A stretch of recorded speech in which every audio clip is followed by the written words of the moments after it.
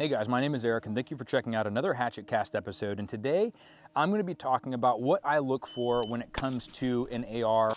This is something that's been requested for a long time. I get a lot of people to ask me questions in person or ask me questions in class or even on the internet. And so I thought it'd be good to be doing a culminative video of everything that I look for in terms of a solid rifle build that's worthy of being considered a good rifle. Now, understand this is all subject to opinion. There are some things I'm going to be talking about that I didn't make up. I talked to different armorers and gunsmiths, have been really good at putting together their rifles, and this is some of the things that they also look for. But what's great about the AR-15 is it has the ability to be one of the softest shooting systems that you can run, just depending on how well it's put together and whether things are in spec. So I'm going to be talking about all the different parts of a rifle and things that I look for when I'm looking for a solid rifle build. Now, before we get started, make sure you hit the like and the subscribe button. Also, share this video with a friend. Maybe there's someone that is looking at a gun build or looking to purchase something, and hopefully this can be a research point for them to be able to use in helping making a better decision when it comes to getting their next system. Understand, a lot of this stuff is also my opinion, so do not take everything I say for granted. Please take it with a grain of salt. Go do your research on other channels and see what other people are saying, and use that to help and make you an informed decision. Now, I have three different systems up here, and the reason why I have three different systems up here is to showcase different applications and what you're looking to do, and maybe one of these applications might be a better fit for you. Here I have a 14.5 pin-welded GPR. I also have an 11.5 SBR. This is actually a SBR Griffin Armament Mark II CQB, an 11.5. And then I have a SPR here. It's a Mark 12 clone. It is an 18-inch barrel, rifle length gas. So I'll be talking about different gas systems and pros and cons of different types of loadouts that you might see and what you can look for in your next build. Before we get started though, I want to talk about a continuous sponsor of the channel, and that is Wetworks. Now, Wetworks is a nylon company. They make gear for the prepared citizen. It is owned by a husband and wife out of Texas, and they make plate carriers, chest rigs, concealment options, all different types of stuff for the prepared citizen. They make very high quality equipment, and they also are very simple in terms of their design. So usually the fit and finish is going to be really nice, and they put a lot of attention into their QC or their quality control. So if you're looking for a chest rig or looking for a plate carrier, they want to make sure that you are outfitted with the absolute best equipment you can possibly get for a good price. If you are looking to get something, make sure you use the discount code in the bottom of this video or in the description below to save 10% on your next purchase. Special thanks to Wetworks for sponsoring this episode. All right, so from the very front, we'll talk about the muzzle devices and then we'll work our way all the way back to the stocks. But for me, when I'm looking for a rifle build now, I'm thinking a lot about suppression. I run suppressors on almost every single gun that I have, and it's something that I think every rifleman should have.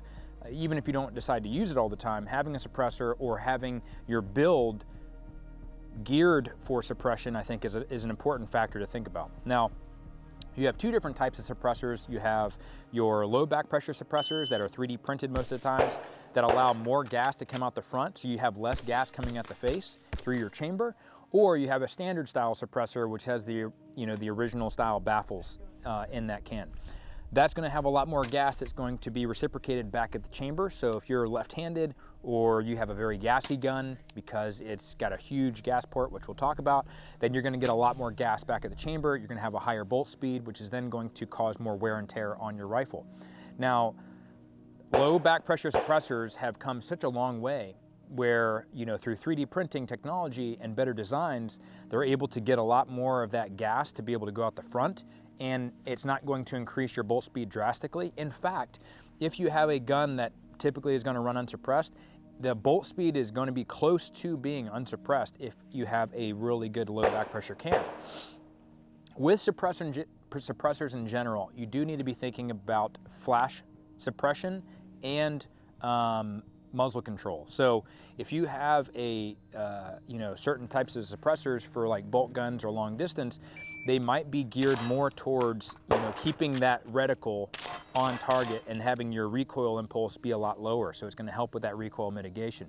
Other suppressors are going to be more tuned for flash suppression. So you're going to have a very small flash signature, which if you get in a night vision or you're thinking from a combative standpoint, that's going to be very important.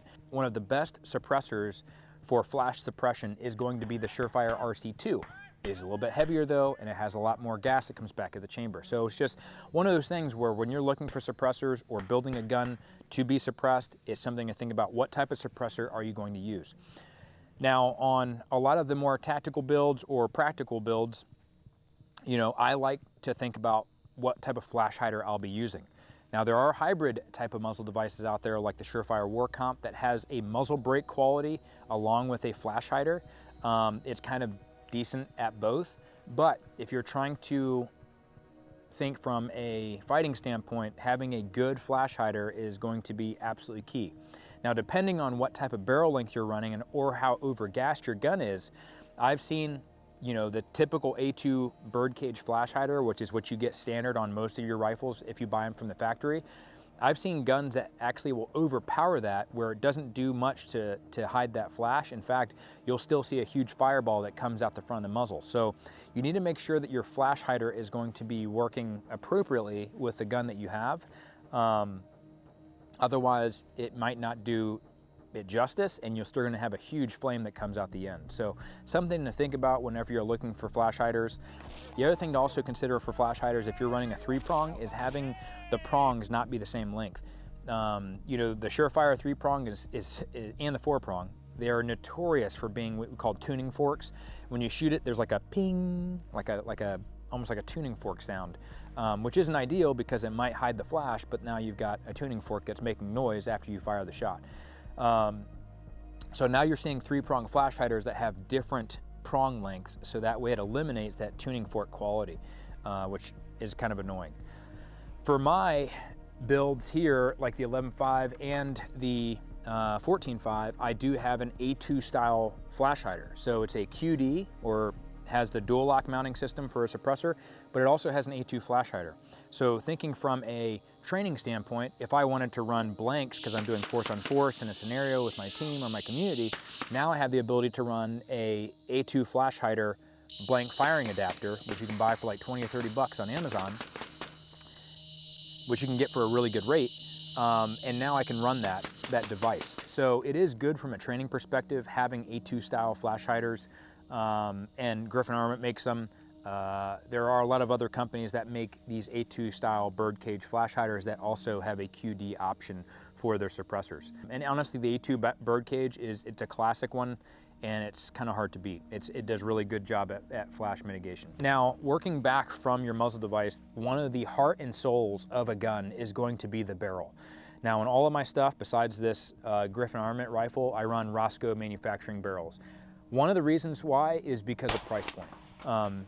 They have a really good price point. So if you're looking at building something out, Roscoe Manufacturing definitely is a good one to consider. The other thing also I'll do is I'm looking at the barrel and what type of gas system is going to be on that barrel. So say, for example, I'm running a 16-inch barrel. I want to make sure that the gas system is appropriate for that barrel length. So what I mean by that is if I have a 16-inch barrel, I want to probably have a mid-length gas or a intermediate gas system. So your shortest gas system length is going to be carbine length. When it comes to standard AR-15s, it's going to be carbine length gas system, which is for shorter barrels. Like the 11.5 is running a carbine length gas system and has a carbine length gas tube. Then you have your mid-length, which is slightly longer, and then you have your rifle length, which is the longest one, which is what you see on your M16. This SPR has a rifle length gas system. So it's a longer gas tube, which means it's going to be longer dwell time, and it's going to give you a softer recoiling gun. If I have a carbine length gas system, I have a very short gas system. On a 16-inch gun, I'm going to have a harsher recoil impulse. So for me, I want to make sure that the gas system matches the barrel length. Now, intermediate is usually going to be in between those standard gas lengths. So if I have carbine length and mid length, and I have one that's in between, like the Roscoe has the patrol length gas system, it's going to be in between carbine and mid. It's not a common gas length, it's more of a customized gas length. Or if you get the Barrel Hatchet barrel through Roscoe Manufacturing, it has an intermediate gas system that is in between rifle length and mid length. The problem is if you have a gas system that's maybe too long or kind of cutting it close. For example, you'll see a lot of guys that'll run a 16-inch barrel with a rifle length gas, is you have too much dwell time, so the gun might not cycle properly. And you see some companies try this out just because it's for fun. It's an interesting thing to look at. But this is where you see where the different gas systems come into play. Having the appropriate one is going to give you a softer recoil impulse, and which is going to make your gun a lot more effective at staying on target in the long run. The other thing is also going to be your gas block size in terms of the hole in the gas block, and also your gas port. If you have a lot of the big manufacturers' guns that you like to run, like Daniel Defense or Geisley or these other ones, most of the time they're going to have very big gas ports, right? And the reason why they want that gas port to be nice and big, for example, like the M4 that you get in the military, is those manufacturers want to make sure that that gun is running reliably no matter what. So they open up the hole that is drilled into the barrel, which is your gas port, and then when you put the gas block on top of that, that giant hole is going to allow a lot more gas to go down your gas system and your gas tube, so that way that gun is going to cycle no matter what. It's not going to have an issue with short stroking or being too soft where it doesn't run reliably. So they're very concerned about that. The problem is, as you let more gas in, it's going to have increased bolt speed, which is then going to have that bolt coming back into your shoulder faster, which is going to cause more muzzle rise. So you get more recoil impulse when you have an over-gassed gun. We call this over-gassing. So trade-off, I have a lot of reliability, however, I have a higher recoil impulse. So getting a gas tube that I think is appropriately sized is going to be key for having a reliable gun, but also a soft shooting rifle. So when you go to like a builder, or you go to someone like Aegis Weapon Systems or Florida War Tribe, a lot of these guys who are certified armorers, or even gun companies that are higher end that really focus on their gassing, they're going to make sure that that gas tube is appropriately, the gas port is appropriately sized, and the most efficiently sized to run reliably and soft. So the one reason why I like Roscoe is because a lot of their gas port size is going to be, you know, good. Like, it's not going to be under gas, it's not going to be over gas, it's going to be right there in the middle, which is what you want. And typically, I always still steer people, I'm like, hey, if you're going to buy a barrel, make sure you also buy the gas block from that same company, buy the gas tube from that company, and then also the other heart of the barrel, or the heart of the system, is going to be your bolt. Now, not your bolt carrier group, but specifically your bolt. So if I'm getting a Roscoe barrel, I'm going to make sure I get the Roscoe gas block, gas tube, and bolt, because it's going to be the best fit and have the best seal in the breech of the chamber.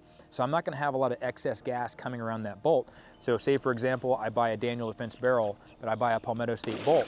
That bolt might be a little bit smaller or a little bit larger. It's not going to be like appropriately fit to the breech of that barrel. You see what I'm saying? So you have a little bit more slop, you have a little bit more not tight of a tolerance, and it's going to have more gas that's going to leak past those lugs, which is going to cause a lot more gassing in the face. So if you already have an over-gas barrel, like a bigger port size, you have more gas coming down the gas tube, you have a bolt that's not effectively fit to the breech of that barrel because there's from two different manufacturers, then you're going to have more gas in the face. And so whenever I'm looking at a well-tuned system, I'm looking to see, are these things all matching up, right? If you go to a builder, or you go through a really good gun company that has good armorers and gunsmiths, they're going to be making sure that all of that stuff is fitting together nicely and is appropriately sized and measured. So your barrel and your bolt are going to be the heart and soul of that gun, and going to dictate whether it's going to be super over-gassed or if it's going to be gassed properly. All right, so the other portion of the barrel is going to be the profile of the barrel, meaning how thick, or what is the profile shape of the barrel. Back in the day, like when the M16 first came out, they were thinking about lightweight, lightweight, lightweight. And so they would go with a pencil barrel. Pencil barrel means it's just a really thin profile, so it's very lightweight.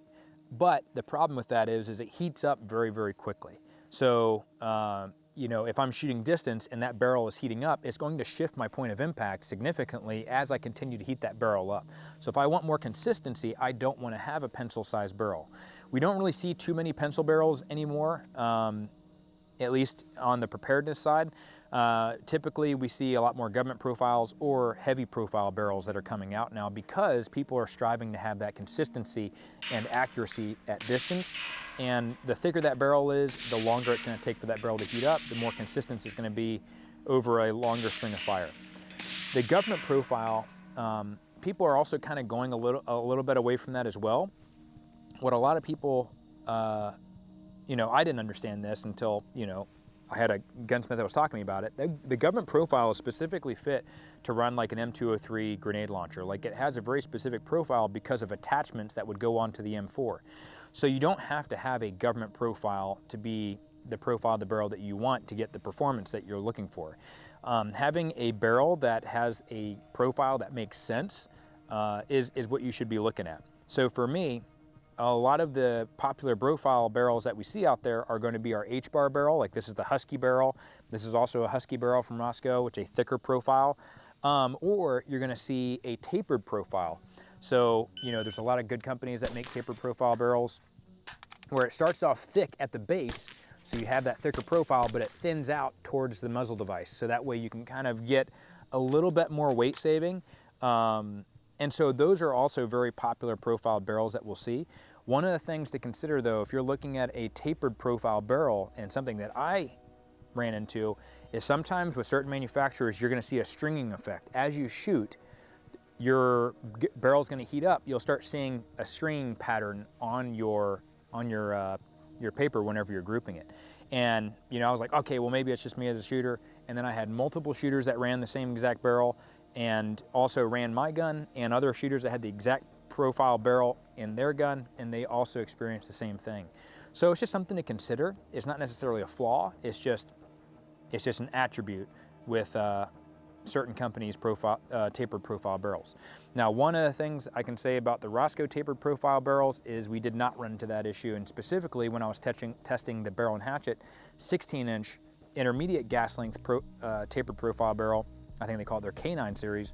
That is something specifically I was looking for, to see if it would start stringing as the rate of fire increased, and it did not have that. So who knows? Sometimes it's magic and wizardry in the barrel. I don't know what causes that, to be honest, outside of the characteristics of maybe the harmonics of the barrel or the way that it heats up, the pattern that it heats up.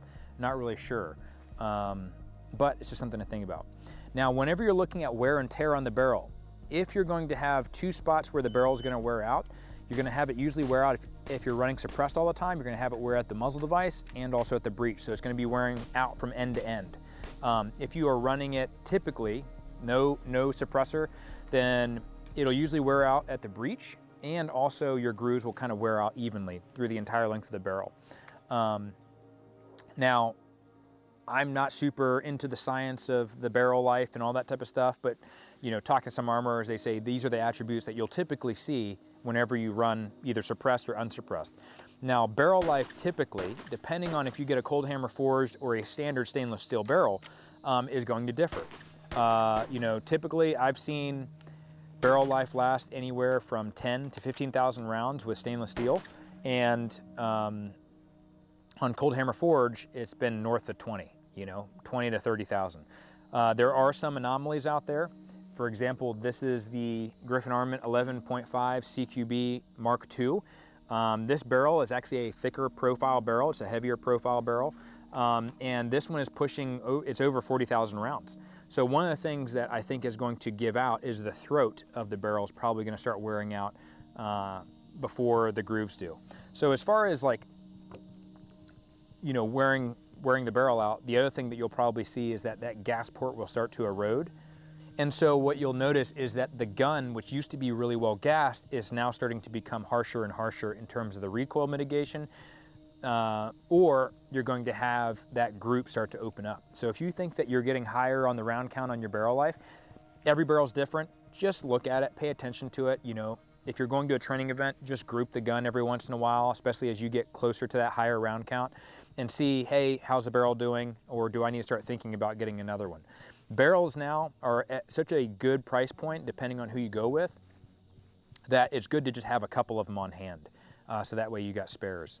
So like I said, if you buy the barrel, make sure you buy the matching bolt and you buy gas block and gas tube with the barrel.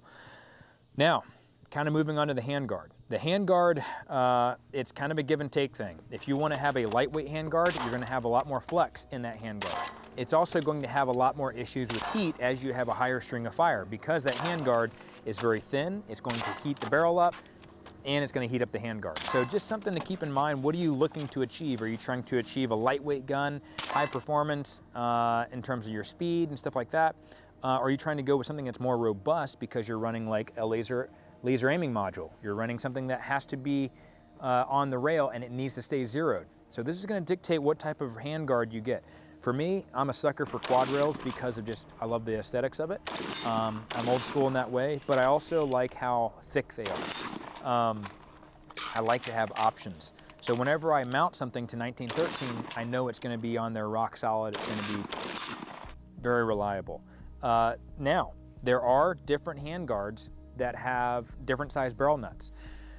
This is something that, you know, talking to some of the guys in the precision world, that they found out, and I thought it was pretty interesting.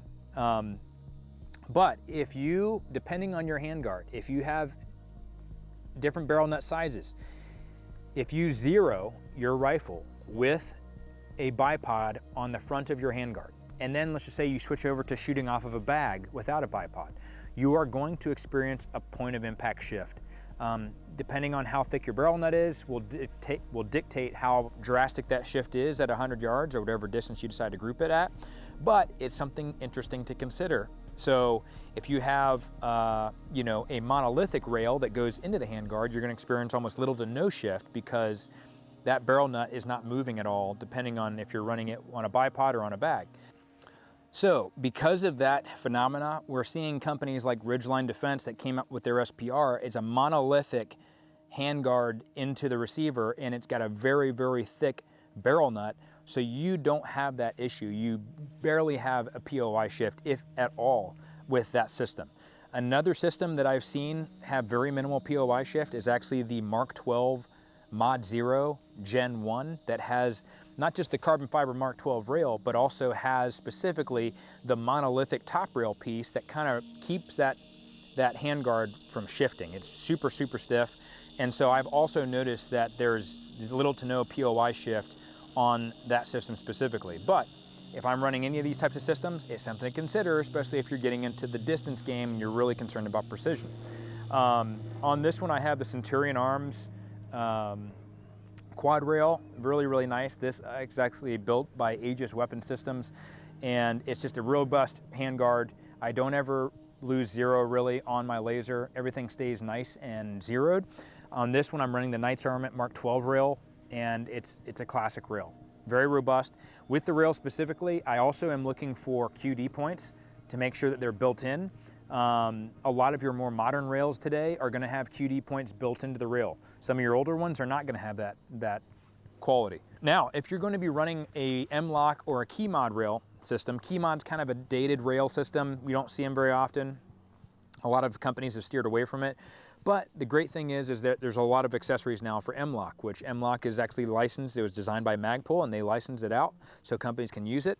But on mine, one of the things that you have to be considering is whenever you're running an M-LOK it's a very lightweight rail, is whenever you're attaching accessories, you can actually bend that rail depending on how you torque down those screws. So most of the time, manufacturers are going to have an actual spec to torque down the screws on your different devices so that way you don't jack up your rail. Another really good rail company that is out there is Midwest Industries. Makes a ton of different rails and accessories for tons of different platforms. So they have a lightweight rail. They also have a combat style rail that's a thicker rail profile in M-LOK that they do offer that just came out. So if you're trying to go with a more ruggedized type weapon system that's going to hold at zero a lot better, definitely check that one out too. This one is the Low Pro rigid rail from Griffin Armament that comes stock with their Mark II CQB or their Mark II rifles. This one has a thinner profile, so that way my hand can wrap around this a lot easier. Problem is if I go thinner or lighter, I start to get some of that heat. So it's just something I consider. One of the aftermarket products you can look at is go to wisemancompany.com. They sell what's called a hot pocket, and it got a thermal sleeve, and it looks like a burrito, but it wraps around your rail. You cinch it down with bungee, and it it keeps that heat away from your hand because there's an actual heat sleeve against the rail. So it's heating up that material and not heating up your hand, so you can shoot for a lot longer period of time. One of the reasons why I run a vertical grip, not only because I'm old school and I like to run those as a hand stop, and it's also really good on barricades, but is if this starts to get really hot and I'm running high rates of fire, I can just grip it like a broom handle and run it that way. So tons of different applications I have for the vertical grip, but that's neither here nor there. I digress. Now, on your rail, you have different accessories. The two big ones that you got to think about are going to be if you're running, well, there's a bunch of different accessories that you have on your rail, but specifically for aiming at night or using a laser aiming module, getting a good quality laser is going to be key. Also, don't spend more money on things that you don't need. You know, there's decently priced lasers out there. They have some that are IR only. They have some that are Viz. They have some that are like, you know, flashlights and all this other type of stuff in it. So do your research. You can't go wrong with PEC 15s. PEC 15s have been around for a long time. They are great. Aesthetically, they look very pleasing. When it comes to lasers, I am really familiar with the PEC 15. For me, I like to have controls that are easily accessible so I can actually turn the dials on this and be able to change the settings on it on the fly. So for me on a laser aiming module, I like to have controls that I can manipulate very easily with just one hand. Some of them are so stiff where you actually have to get your fingers in there and actually turn it. Like I said, having that control be very, very tactile, very easy to use is going to be key for me. That's what I look for. The other thing is also how well it maintains at zero. For these laser aiming modules, you're going to have to continuously check zero on them. Not only is it on a rail that can cause some shift, depending on if you have it tightened or not, it's going to be more prone to going off zero. So before you do a night shoot, always make sure you check your laser and make sure everything's good to go on it, whether you're using a converging zero or a parallel zero. For your laser aiming module, you know, shooter's preference. I do a converging just because it's simple, but I always check my zero on these things before I'm getting ready to do a night shoot. The other important accessory on your rail is going to be your flashlight. Now the flashlight, I have been starting to pull that flashlight further and further back away from the muzzle device. And the reason why is, one, it's going to increase the life of your light. If you have that light so far forward and you're running a muzzle brake and it's just getting banged with carbon all the time because you're running unsuppressed, it's going to shorten the length of that light, the length of life on your light. And a lot of these lights out there, man, they're not cheap. Like, they're expensive, just like everything else in the shooting room. So trying to preserve that as best you can is going to be key. The reason a lot of people will push those lights out is for suppressor shadow or something else of that nature. For me, I'm more concerned about the longevity of the light, and I'm also trying to get that light further back so that way I can either direct button push it and be able to access that. Also, I've had so many problems with light bars breaking. And so there's nothing worse than you're trying to run a VTAC barricade stage, or you're posting up on a barricade, you smack your light and then the light bar breaks, which is supposed to happen by design because they want the light bar to snap instead of your rail breaking. So if you're running a light bar, just keep it in mind. Most of the time if you're running a light bar, you also have to run a remote switch. And I'm not a big fan of remote switches. I'm trying this Noxon light out from Mod Light, and they also sent their Unity tactical switch that they have for it, and I'm trying it out. The problem is with a lot of these switches, this one they claim to lose no voltage on it. So whenever you press it, you get the same amount of voltage as if you were doing a direct button push. We'll see. Reliability is key, and usually a lot of your switches, you're gonna lose some voltage, unlike the one I just referenced. You're gonna lose some voltage, and also you can accidentally bump it and have a negligent discharge of your light, which is not good also. So that's why I like the direct button push typically, because I'm not gonna accidentally bump that light and give away my signature, or give off a signature. So whenever you're mounting lights, guys, just keep those things in mind. The best type of light controls I like to have is like this Unity Axon switch, where it is a direct button push that goes into the base of this light cap, or I can also use a remote switch. So I have the options for either or. Surefire has some older versions of these where you can either plug it into a jack for your remote, or you can just do a direct button push. But if you're going to mount any type of light accessory, if you also are running a laser and a light, having an accessory that pulls that light closer to the body and not hanging out as much is going to be nice. So Overbore Systems makes the light accessory, it's called the swivel, and you can actually adjust it and bring your light closer into the rail and nice and tight up against that laser aiming module, or closer to the center line of the bore. So that's gonna make it a lot better, so that way it's not hanging off the side, kind of cattywampus and ugly looking. It keeps everything nice and tight, but it's a great way to aesthetically make your gun look a lot better as well. So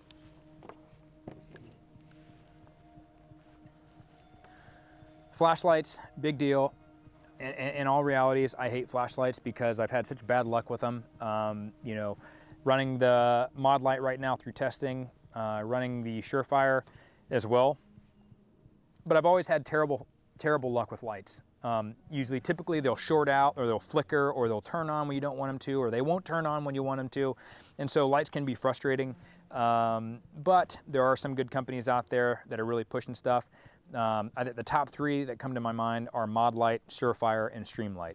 Streamlight being the most economically priced out of the three, and you can get them for a decent price, but they are higher quality. So definitely do not skimp out on your light. Make sure that you get a good solid light that's going to be reliable and work when you want it to work. That's all I'm asking for the lights, and these three typically have that track record.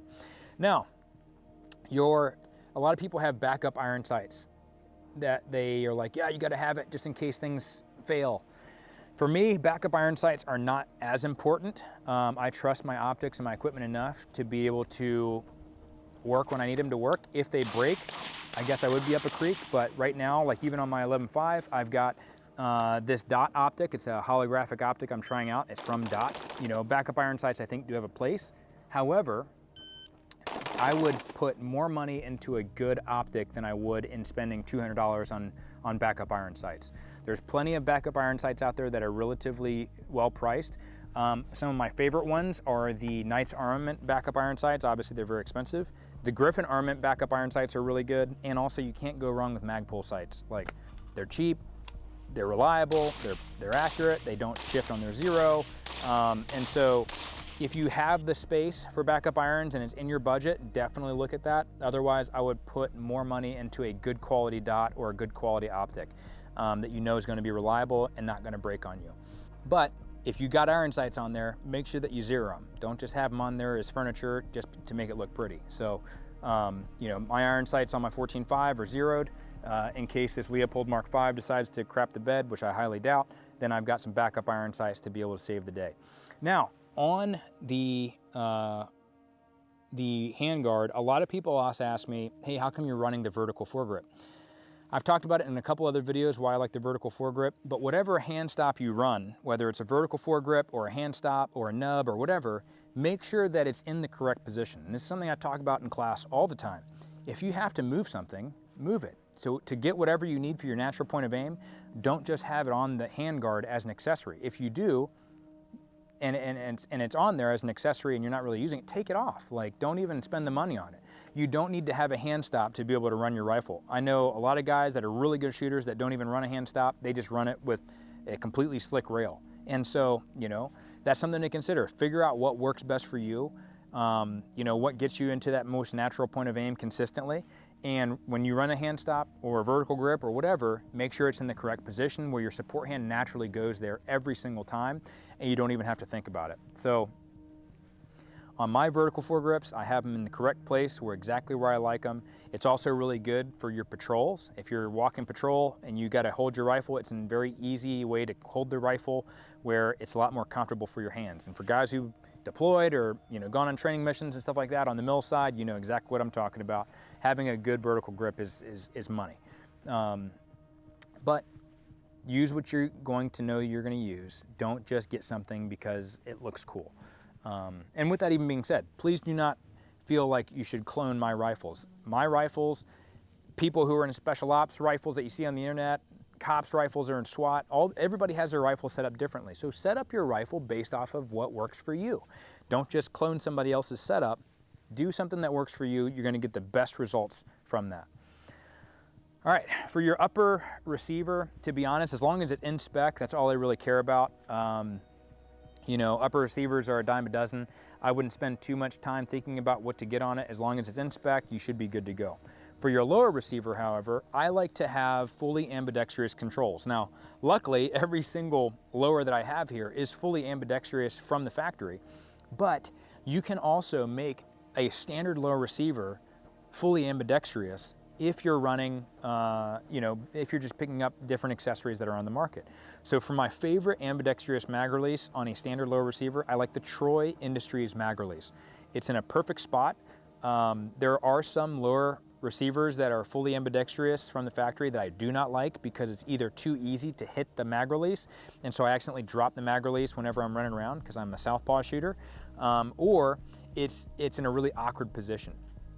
Now, if you're running a standard one, like I said, you can run the Troy Industries mag release. If you're right-handed, you don't need an ambidextrous mag release. Like, you can just run a standard one. Some guys will use oversized mag releases, and that's perfectly fine. Just understand whenever you're running something oversized that it's not too easy to bump and actually drop your mag.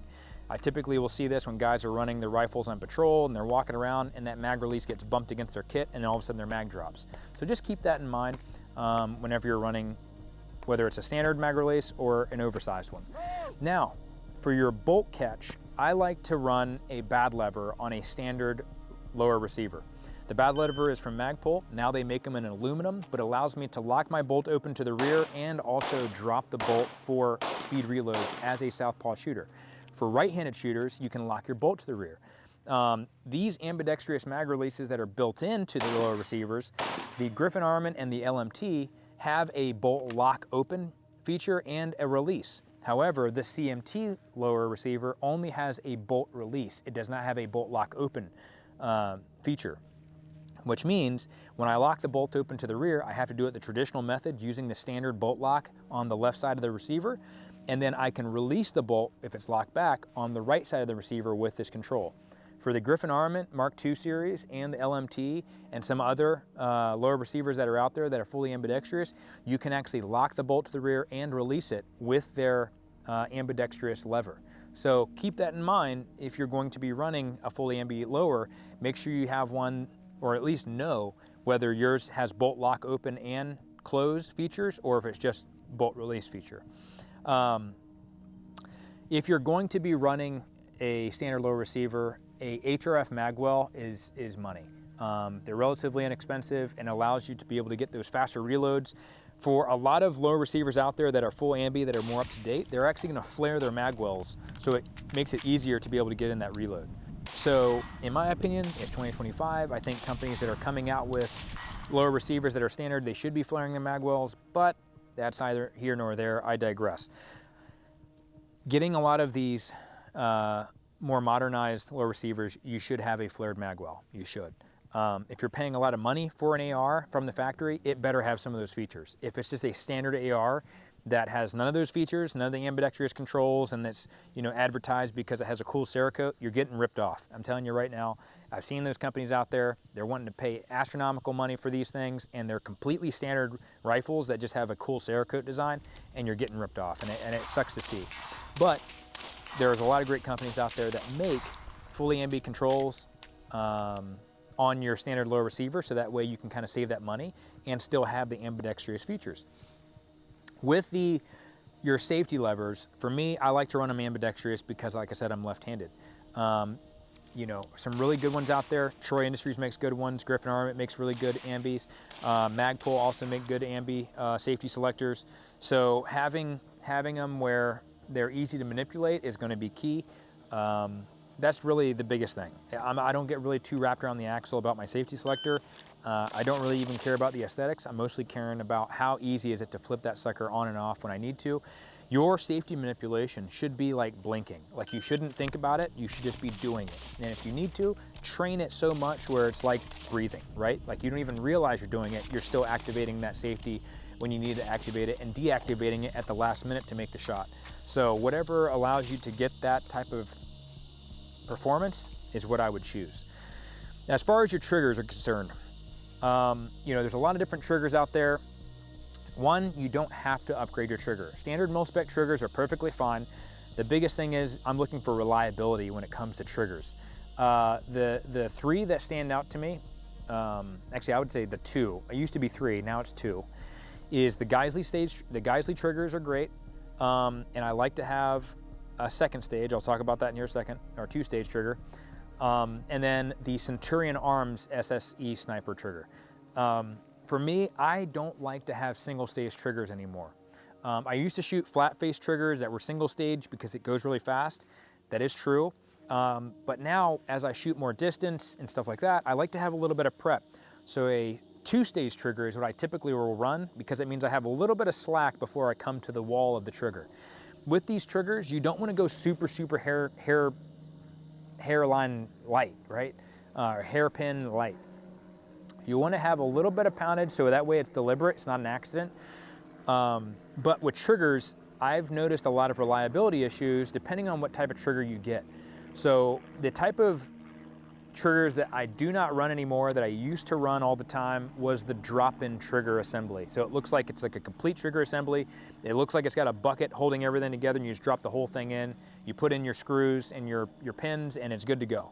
The reason why I don't like drop-in triggers anymore, whether it's two-stage or single-stage, doesn't matter, or flat-faced or curved, doesn't matter, is because as I would shoot over high round count, is that bucket that holds the triggers together essentially turns into a bucket for all that carbon, all that grime, all that dirt. And so what would happen is I would squeeze off the trigger, and this is with every single drop-in trigger that I have tried, has gone into the same exact issue. So it's not gonna be manufacturer dependent. At least it hasn't been from my experience. They've all done this. Is it'll turn into a big bucket catching all that stuff, and then when I'll squeeze the trigger, it won't reset. And I actually have to physically push the trigger forward to reset the trigger, which means essentially I have a dead trigger until I push that thing to reset, which is not what you want. And I've done it where I've taken those things out, I've brake cleaned them, I've cleaned all the grime out of it, and it will still not be enough to get it to where, you know, it will last longer than 100 rounds without, you know, having to push it forward to reset it. Now, you know, this has not happened right off the bat. It usually would happen after about 5,000 rounds or so, once the gun's been kind of broken in and running for a while, but it's something to consider. And for me, reliability overall is the most important. If I had to weigh performance and reliability, if I had to weigh performance versus reliability, reliability all day would take priority. Performance would be a close second in terms of what I'm looking for. But if your gun is unreliable or your equipment is unreliable, that is something that is outside of your control. That's something that's done by the manufacturer. And they're the ones that have the power to make your gun reliable or not reliable. So making sure your stuff works every time you pull that trigger is going to be key. And I cannot say that I would recommend drop-in triggers because of that reliability issue. Now, I used to run LaRue triggers. I still have some LaRue triggers. There's some sort of funky feel to it because it's got a wider trigger face. And so, you know, I used to like them, but I've been having more trigger hang up and trigger freeze on them.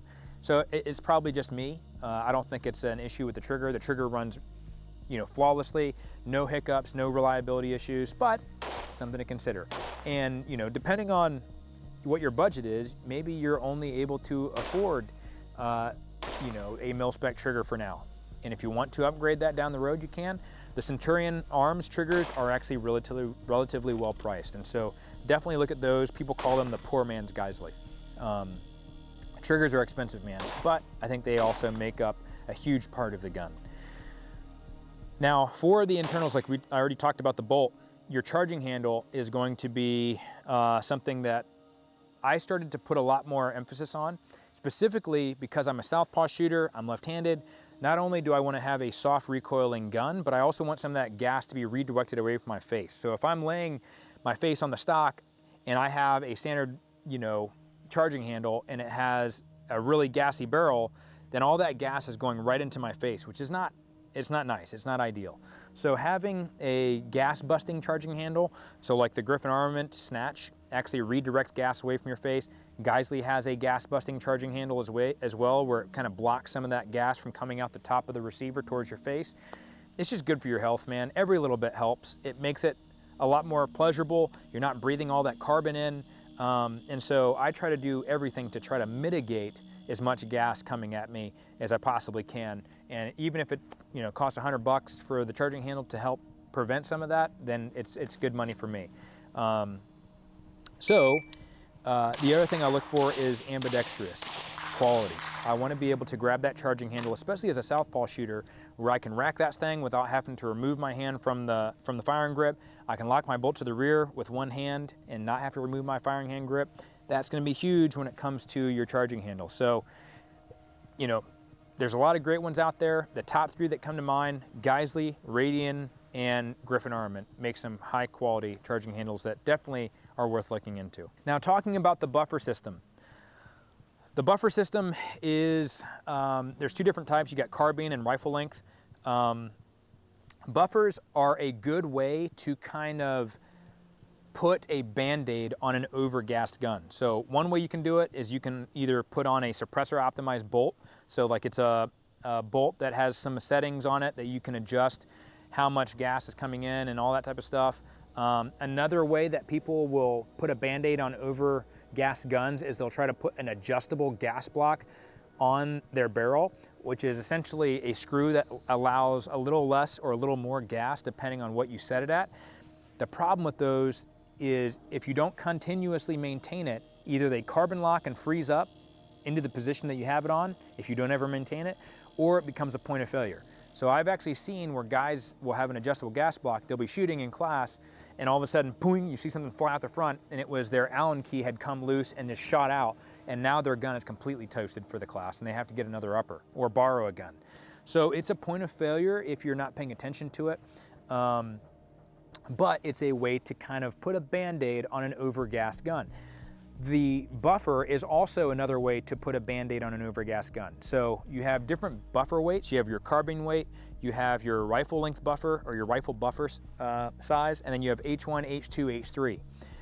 H1 is being the lighter one, H3 being your heavier buffer. You also have different types of springs. So for me, I typically run A5 buffer systems, which is not as long as a rifle length buffer, but it's in between carbine and rifle. And it's a great way to kind of slow that bolt speed down, especially if I'm running a really overgassed gun. Now, if I have an appropriately gassed gun, I can really get a good recoil impulse and a very rhythmic recoil impulse that's very controllable if I have the correct buffer size in there. A great story I like to tell is Aegis Weapon Systems actually sent me a 12.5 upper, and it was gassed really, really well. But anyways, they sent it to me, and I put it on a lower that had the A5 buffer system, because that's what I typically run, either H2 with heavier springs or A5 buffer systems. And I'm running it, and it won't cycle. And I'm like, dude, what is going on? Like, it's not even cycling the bolt. So I changed out to a lighter buffer weight, and it would like halfway pull the round out, but not completely cycle. And I'm like, dude, and I couldn't figure it out. And so I messaged the Aegis, Jay over at Aegis Weapon Systems, like, hey man, I think something's wrong with your upper. Like, it's not even cycling. I've done H3 all the way down to H1. And he was like, what type of buffer are you using? He said, are you using a carbine buffer? And I was like, you mean like the one that you get from the factory with a standard AR? He's like, yeah. And I'm like, I don't even think I have one of those. So I actually had to hit up some guys in the group to see if they had like a Palmetto State Armory standard carbine buffer and spring. And I put it into the lower, and it ran flawlessly. He had actually gassed that upper receiver to run flawlessly with a lower receiver that had a standard carbine buffer and carbine spring, which was really cool. Typically, if you're looking for a good sign that your gun is properly gassed, you can obviously see how bad it recoils, but you can also look at the ejection pattern. So typically for a well-tuned system, your cartridge should be ejecting about 4:30 to 4 o'clock. If you throw a suppressor on it, 2:30 to 3 o'clock is what is typical for a standard suppressor on a well-gassed system. If you're running a low back pressure can, sometimes it'll be about 3:30 to 4 o'clock sometimes. So you can look at your ejection pattern, and that's something that I'll look at whenever I'm shooting a rifle that I'm testing from a company, is I'll shoot and I'll look and see where the ejection's coming out at, to also see how well it's being run, how well gassed it is, and if it has the appropriate buffer system as well in the back. With the buffer, one thing that I have noticed, especially if you get a gun from the factory, is make sure that your castle nut, which holds your buffer onto your lower receiver, is staked. I've seen time and time again where guns will come from the factory and they do not have a tightened castle nut. And so someone will be shooting and all of a sudden their stock is twisting or their brace is twisting because their buffer tube is coming loose. So make sure that you have that thing pinned from the factory, or take it to a gunsmith to have it pinned. If it wasn't done at the factory, it should be. But sometimes if you're building it or you're doing QC and it's not, just make sure you have it staked. Not pinned, staked. So that way it doesn't come loose. Now with your stock or your brace, I say run whatever feels comfortable. Whatever gets you to your natural point of aim. If you have a higher optic system, you can also get cheek risers for your butt stocks. I run Magpul stuff, I love their stuff. And you can't go wrong with Magpul or SB Tactical. Run whatever feels comfortable for you. That's all that matters. You know, you gotta run out and train to actually know what feels good for you. One of the last things that I'm gonna hit on, and I kind of skipped over this, is my pistol grip. I run a couple of different pistol grips. The ones that I consistently run a lot of the times is gonna be the Die Free Co. Kung Fu grip. It's a very vertical grip, so I can get really aggressive on the gun. It's good for short rifles, or if I'm running like an SPR style and I want to do a dead man's grip, so that way I can make that precision shot. It does have like a little plug in there so you can store spare bolts or lube or whatever inside of there. Sometimes people put batteries. I usually will typically have a spare bolt, spare firing pin, and a little disposable lube inside the grip.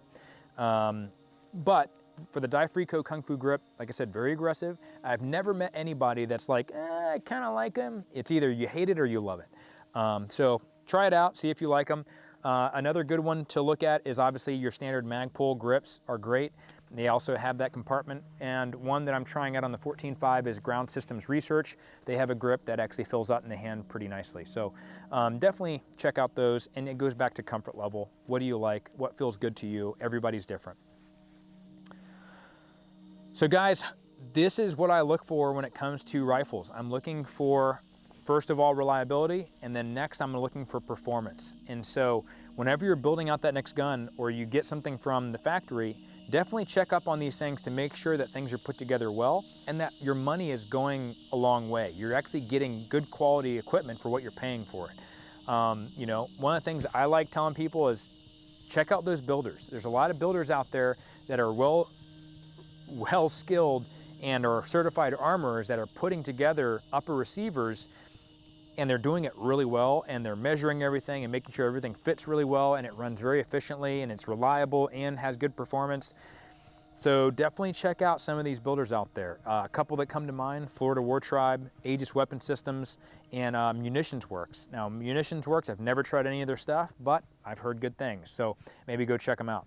But hopefully this was some helpful information to you guys and gave you a little bit more of an understanding on what I look for when it comes to a rifle build, and also things that you can look for as data points whenever you're building your next rifle or you're getting something from the factory and want to make sure it's worth your money. So hopefully you guys got something out of that. Now I'm going to hand it back to Eric for an encouraging word. You know, I've been thinking heavy about a lot of stuff lately, and you know, one of those things is the state of the world that we're in. And if you look at Nigeria right now, there are Christians being slaughtered in Nigeria like crazy, at a scale that we haven't seen in a long time. And so right now in the world, there are Christians that are being martyred for their faith, for their devotion to the Lord. And you know, here in the West, we have the ability to be able to practice our faith freely, to be able to witness to people, to be able to tell people about Jesus, to be able to go to church freely.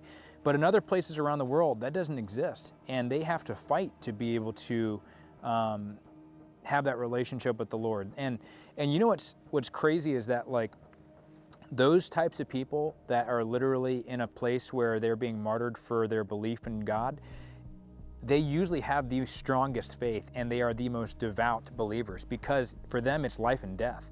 Do you really believe it or do you not? Do you actually stand by what you say, or are you just someone that talks a lot of talk? And you know, we are going into the final hour. I think we can all feel it. We can all feel that something's coming. It doesn't feel like someone's like waiting around to, you know, see what the future beholds. It's like waiting for something to happen. And I think we can all feel it in our bones and in our spirits, like our spirit's intuition and our discernment is saying, there's something coming down the road, and we have to be very firm in what we believe in. And so it brings me back to a passage that I've read before on the channel, but I think it'd be a good reminder to talk about again, and it's in 1 John chapter 2, verse 18. Children, it is the last hour. As you have heard that Antichrist is coming. So now many Antichrists have come. Therefore we know that it is the last hour. They went out from us, but they were not of us. For if they had been of us, they would have continued with us. But they went out that it might become plain that they all are not of us. But you have been anointed by the Holy One, and you all have knowledge. I write to you not because you do not know the truth, but because you know it, and because no lie is of the truth. Who is the liar but he who denies that Jesus is the Christ? This is the Antichrist, and he who denies the Father and the Son. No one who denies the Son has the Father. Whoever confesses the Son has the Father also. Let what you heard from the beginning abide in you. If what you heard from the beginning abides in you, then you too will abide in the Son and in the Father. And this is the promise that he made to us, eternal life. I write these things to you about those who are trying to deceive you. But the anointing that you receive from him abides in you, and you have no need that anyone should teach you. But as his anointing teaches you about everything and is true and is no lie, just as it has taught you, abide in him. And this is why it's so important for my fellow believers and fellow brothers in the Lord. You got to read your Bible, man. Like, you got to find that grounding in the Word of God, in truth. And God calls the Word bread, the bread of life. We have to be eating bread daily, partake in bread daily in order for us to be able to be grounded in the truth, because there's going to become people that come along in your way, or scientists, or preachers, or teachers, or influencers that are going to be teaching you a false truth. It's something that has truth in it, but it's a little bit of a twist, a little bit of a lie at the end. And if you are not grounded in the Word, then you are going to be deceived. In the Bible, in 1 John, it calls them Antichrist. These are people who are denying that Jesus is the way, the truth, and the life. And we have to be grounded in that. We have to know our Bibles. Just like we know how to shoot and we go out and get the reps, you have to study that Word, man. It is the singular source of truth, and we need to be eating of it daily. And it's a discipline. It's just like working out or going and do your dry fire or going and getting your reps in. It's a discipline. It takes time to get used to it, but you got to do it daily, and it's going to pay dividends in the end. And we are going into a dark and untested time where, maybe that martyrdom possibility will come to the West. I hope not. For the sake of my own children, I hope that doesn't happen. But it's happening all over the world.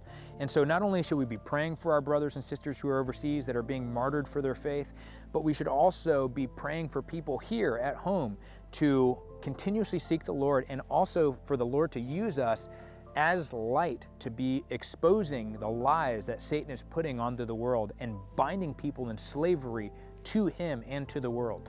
And so guys, continue to stay in the Word. For those who are curious about the Bible, what it says, you can actually download the Bible app for free. And if you have a prayer request or going through something, you can email me at team@barrelhatchet.com. But we are living in a time where we need warriors, not just regular warriors, but spiritual warriors, people who are training to be the eternal asset. Make sure you guys are looking out for each other. Like I said, train to be the eternal asset. My name is Eric, and I'll see you on the next one.